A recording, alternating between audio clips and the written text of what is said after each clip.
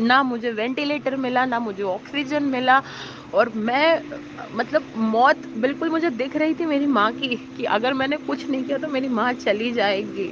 और यही हुआ। ना तो ऑक्सीजन सिलेंडर मिला, ना तो बेड मिला, ना वेंटिलेटर मिला। एंड एक होता ना कि वो तड़प तड़प करके चली गई। मेरी छोटी सी बहन उस एम्बुलेंस वाले के पैरों पे गिर गई थी जाके, कि भैया आपके एम्बुलेंस में ऑक्सीजन सिलेंडर है, प्लीज वो ऑक्सीजन सिलेंडर मम्मा को लगा दो, मम्मा बच जाएगी। ये पीड़ा व्यक्तिगत है, आंकड़ा मैं नहीं कहना चाहता हूं, मेरा आंकड़ा तुम्हारा आंकड़ा, अपनी पीड़ा में आंकड़ा ढूंढिए। एक व्यक्ति नहीं है इस देश में, इस सदन में, सदन के बाहर, उस सदन में जो ये कहे कि उसने किसी जानने वाले को ना खोया।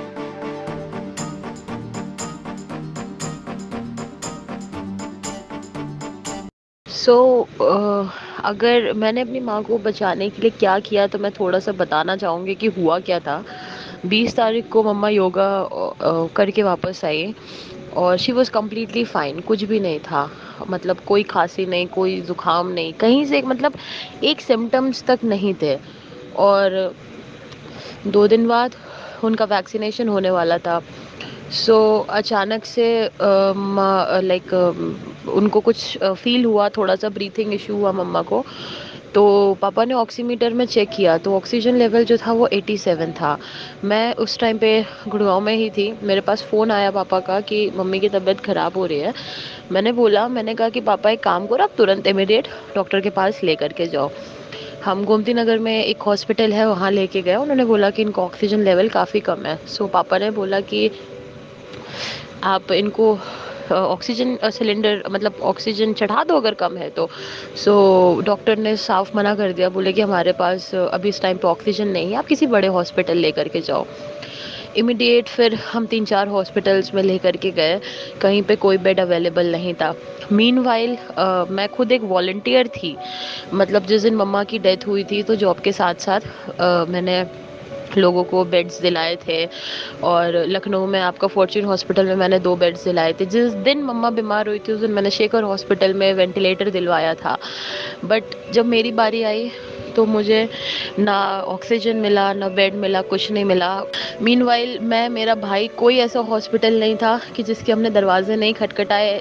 कंपाउंडर से लेकर के जूनियर सीनियर डॉक्टर तक के मैंने पैर पकड़े कि मुझे एक बेड दे दो जिसमें ऑक्सीजन अवेलेबल हो और जिसमें मैं अपनी माँ को एडमिट कर सकूँ, वो बच जाए। बिकॉज वो तड़प रही थी, वो बार बार एक ही चीज़ कह रही थी कि मुझे बचा लो, बचा लो, बचा लो। हमने पूरी कोशिश करी, हमें कोई हॉस्पिटल नहीं मिला। लोग इधर से उधर भेजते रहे, किसी ने बोला यहाँ जाओ, किसी ने बोला इधर जाओ, किसी ने बोला उधर जाओ। अगर अब मैं कहाँ कहाँ गई ऑक्सीजन सिलेंडर के लिए, शायद मैं अगर बताऊँ तो गिनतियाँ कम पड़ जाएं। कोई ऐसा हॉस्पिटल नहीं था, कोई ऐसा रिफिलिंग सेंटर नहीं थे, कोई ऐसा बीजेपी का नेता नहीं था। शलभ मणि त्रिपाठी ने मेरी हेल्प करने की कोशिश करी बट वो भी हार गए, उनसे भी नहीं हो पाया। उन्होंने मुझे बहुत सारे आश्वासन दिए, बहुत सारे लोगों ने बहुत सारे मुझे आश्वासन दिए, बट कोई कुछ नहीं कर पाया। हर रिफिलिंग सेंटर, यहाँ तक कि लखनऊ से आपका बहराइच, इधर उधर कानपुर, जैसे जो जिसके थ्रू मैं जैसे लिंक्स लगा सकती थी मैंने सारे लिंक्स लगाए और हर एक वो दरवाज़ा खटखटाया जहाँ पे मुझे उम्मीद थी कि मुझे ऑक्सीजन सिलेंडर मिल जाएगा। पर मुझे कहीं ऑक्सीजन सिलेंडर नहीं मिला। मुझे ऑक्सीजन सिलेंडर तो छोड़ो, मेरे जंबो की रिफिलिंग तक नहीं हुई कहीं पे भी, कहीं मेरी जंबो सिलेंडर की रिफिलिंग नहीं हुई। 88 से मम्मा 75 पर आ गई और अचानक से उनको वेंटिलेटर की ज़रूरत पड़ गई। ना मुझे वेंटिलेटर मिला, ना मुझे ऑक्सीजन मिला। और मैं मतलब मौत बिल्कुल मुझे दिख रही थी मेरी माँ की, कि अगर मैंने कुछ नहीं किया तो मेरी माँ चली जाएगी। और यही हुआ। ना तो ऑक्सीजन सिलेंडर मिला, ना तो बेड मिला, ना वेंटिलेटर मिला। एंड एक होता है ना कि वो तड़प तड़प करके चली गई। वो आवाज आज भी ना मेरे कानों में गूंजती है, वो जिस तरह से तड़प रही थी। वो कहीं से किसी ने कोई हेल्प नहीं की, हमारी कोई भी मदद नहीं करी। मतलब वो हॉस्पिटल्स जहाँ पे लोग जाना पसंद नहीं करते थे, उन हॉस्पिटल तक वालों ने हमको अपने दरवाजे से भगा दिया, लिटरली भगा दिया कि हमारे पास कुछ नहीं है, आप जाओ यहाँ से।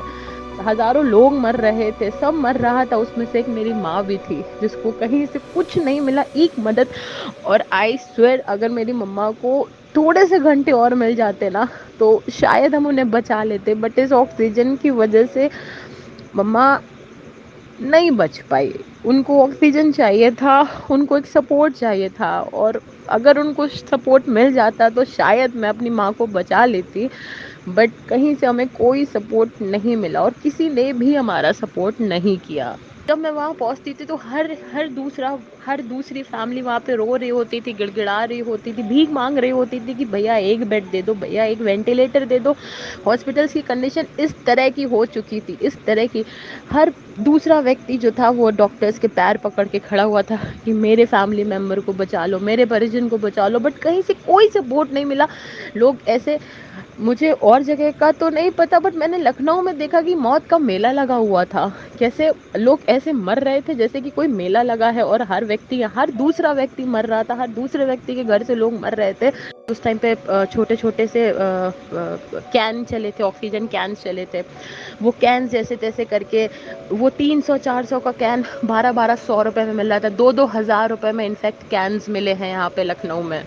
लिटरली मैंने वो फैमिलीज तक देखी। I remember one family Lucknow की, जिनके हस्बैंड ने मुझे फ़ोन किया और मुझसे बोले कि मैम आपका नाम गरिमा है और क्या आप मुझे एक सिलेंडर दिला सकती हैं। रिफ़िलिंग करनी थी उनको, उनकी वाइफ़ की। उन्होंने बोला मेरी वाइफ़ के पास बस 1 घंटे है, और मेरे उनसे वर्ड से 1 घंटे आपको कैसे पता? उन्होंने बोला 1 घंटे बाद मैम ये ऑक्सीजन सिलेंडर ख़त्म हो जाएगा और 1 घंटे बाद मेरी बीवी मर जाएगी। ये उसके वर्ड्स थे। और सच में 1 घंटे 15 मिनट बाद मैंने उनको फ़ोन किया और उन्होंने बोला कि मैडम अब फ़ोन काट दीजिए, सिलेंडर ख़त्म हो चुका है और मेरी बीवी मर चुकी है। लखनऊ में जो मेला लगा था मौत का, एक झोंका आया, उस झोंके ने कितने परिवार ख़त्म कर दिए, कितने परिवार ख़त्म कर दिए। और ये सब सिर्फ एक चीज़ की वजह से हुआ, लापरवाही। ना ऑक्सीजन, ना वेंटिलेटर। एक फैमिली है, उनके हस्बैंड को 72 घंटे 72 आवर्स आर्टिफिशियल पंप दिया गया था। 72 घंटे वो शेखर हॉस्पिटल में एडमिट थे और उनको आर्टिफिशियल पंप दिया गया था। और 72 घंटे बाद जब हॉस्पिटल्स ने कह दिया कि अब हम नहीं कर सकते हैं ये चीज़, और इमीडिएट उनका छोटा सा बच्चा था उनका, और मुझे आज भी उस बच्चे की आवाज़ याद है कि मेरे पापा बच जाएंगे ना दीदी। तो आई वाज लाइक कि हाँ बेटा, हम पूरी कोशिश करेंगे। मम्मा के जाने के बाद से जॉब के साथ साथ I am completely into all these things. मैं रोज़ शाम को हॉस्पिटल जाती हूँ, मैं रोज़ शाम को मिलती हूँ लोगों से। आज भी ऑलमोस्ट मैं अपने सारे पेशेंट की फैमिली से टच में हूँ। I know what they are going through, समझ में आता है, फील होता है, एहसास होता है। सो अगर कोई ये बोले कि सारी चीज़ें सही थी बट उसके बाद भी ये सब हुआ, सो ऑब्वियसली आपको भी पता है सच क्या है, और हम सबको पता है सच क्या है। शायद आज 3 महीने हो चुके हैं, बट उस अपने घर के उस दर्द को मैं आपको एक्सप्लेन तो कर रही हूँ, बट मुझे वो मंज़र दिख रहा है, वो तड़प दिख रही है, वो आवाज़ दिख रही है मुझे।